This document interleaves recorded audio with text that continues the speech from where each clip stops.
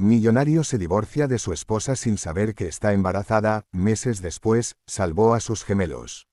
Hay momentos en la vida que no se pueden deshacer. Palabras que, una vez dichas, quedan flotando en el aire como cenizas después de un incendio. Rodrigo Salazar lo supo demasiado tarde. Lo supo cuando ya el daño estaba hecho, cuando los papeles del divorcio estaban firmados y el silencio en esa mansión enorme en las afueras de Guadalajara era tan pesado que hasta respirar dolía. Pero lo que Rodrigo no sabía, lo que nadie le dijo, lo que Elena nunca tuvo la oportunidad de decirle, era que dentro de ella crecían dos vidas. Dos latidos diminutos que cambiarían todo. Rodrigo Salazar no siempre fue el hombre frío que firmó aquellos papeles. Hubo un tiempo en que era un joven sin zapatos decentes, con una sonrisa grande y los bolsillos vacíos, que llegó a la Ciudad de México con nada más que un cuaderno lleno de ideas y la determinación de quien no tiene nada que perder. Construyó su empresa de tecnología desde un cuarto rentado en Tepito, durmiendo 4 horas diarias, comiendo lo que alcanzaba. Y cuando el dinero llegó, llegó en avalancha. Empresas, inversiones, portadas de revistas. A los 34 años, Rodrigo Salazar era uno de los hombres más ricos de México. Pero el éxito hizo algo extraño con él. Lo fue vaciando por dentro mientras lo llenaba por fuera. Fue perdiendo la capacidad de sentir lo que no se podía medir. Lo que no tenía precio de mercado, lo que no cabía en una hoja de cálculo, simplemente dejó de existir para él.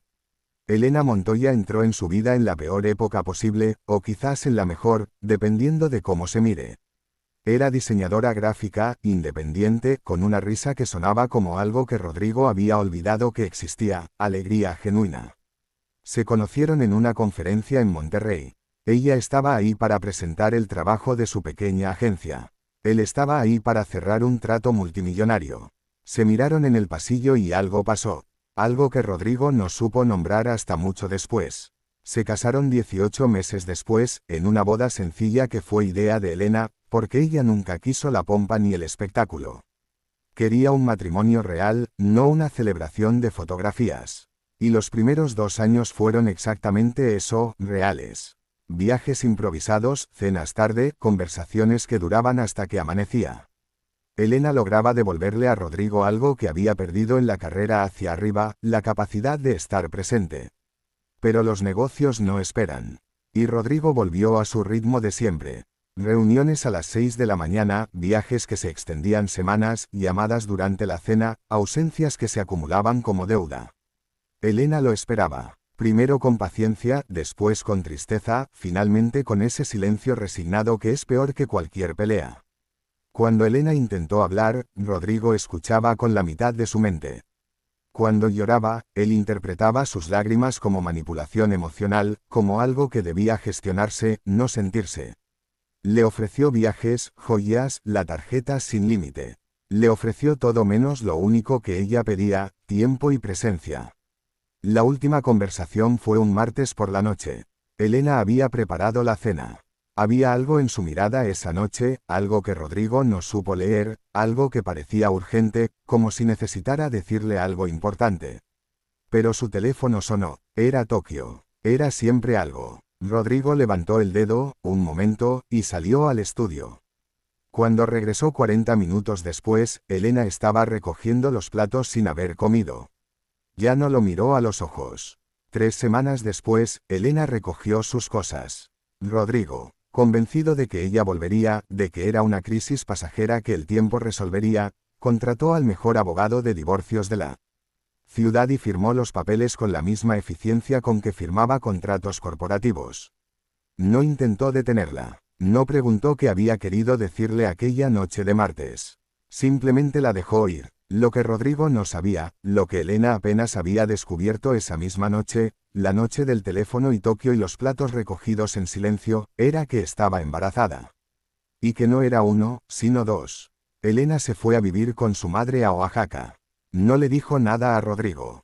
Tenía miedo, tenía orgullo, tenía una herida tan profunda que la sola idea de llamarlo le cerraba la garganta.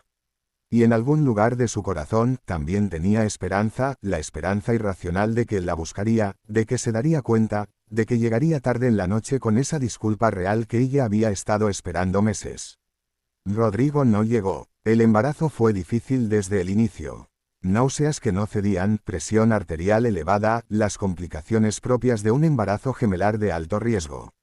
Elena trabajaba desde casa cuando podía, su madre la acompañaba a cada cita médica, y los meses pasaron entre incertidumbre y amor feroz hacia esas dos vidas que crecían dentro de ella. Los llamó Santiago y Valentina antes de nacer. Ya los amaba con una intensidad que no conocía límites. En la semana 31, Elena tuvo que ser hospitalizada de urgencia. Preeclampsia severa. Los médicos hablaron con voz pausada y palabras pesadas, riesgo para la madre, riesgo para los bebés, decisiones que tomar rápido. Su madre firmó los papeles con manos temblorosas. Elena, conectada a máquinas y con los ojos abiertos en el techo blanco del hospital, pensó en muchas cosas. Pensó en Rodrigo. Fue la enfermera quien lo llamó.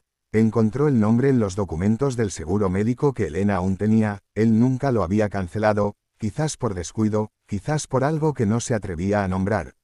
La llamada llegó un miércoles a las 2 de la tarde. Rodrigo estaba en una junta cuando su asistente interrumpió. Le dijo las palabras exactas que la enfermera había dicho y algo dentro de él, algo que llevaba meses dormido, se quebró. Llegó a Oaxaca esa misma noche. Lo que encontró en ese hospital lo transformó para siempre. Encontró a Elena, pálida y frágil y todavía hermosa, mirándolo como si no supiera si sentir alivio o dolor. Encontró a una suegra que lo miró con los ojos de quien ha estado despierta demasiadas noches.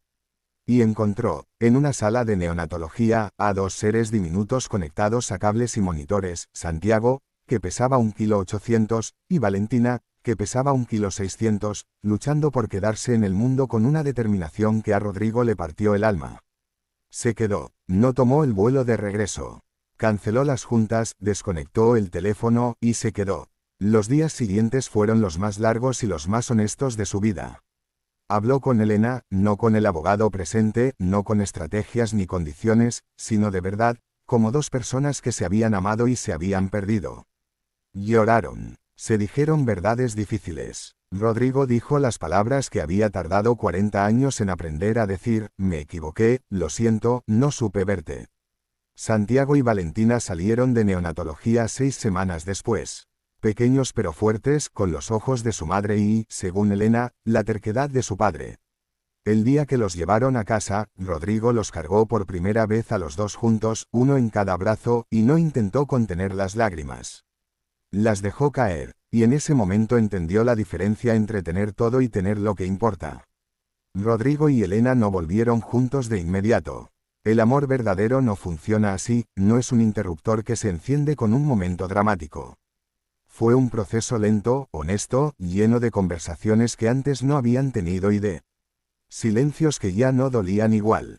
Rodrigo entró a terapia. Aprendió a escuchar. Aprendió que el éxito que había perseguido toda su vida era una versión incompleta de lo que realmente buscaba: pertenecer a algo, a alguien, ser necesario no por su dinero sino por su presencia.